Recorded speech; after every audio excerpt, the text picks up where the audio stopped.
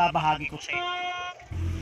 Narito ang halaman na napakasarap, napakasustansya, kung itawagin ay ulasiman, sa English ay porcelain. Marami itong benefits pero ang ibabahagi ko sa inyo, ito'y antidote sa caffeine. Alam nyo, ang kape ay pagbuong mundo ng problema. Dahil lang sa hindi naman gawa nung, hindi naman kasalanan ng caffeine, kundi ito'y pag matagal nang ginagamit ay nakaka-addict. Pag 21 times mo nang ginagamit, delikado ka nang ma-addict nitong caffeine. Palang ulasiman ay antidote sa caffeine.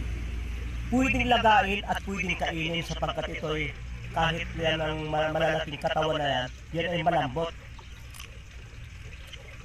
Masarap. Pwedeng iasim sa sinigang na isda, sa nilagang karne. Narito ang halaman na napakasarap.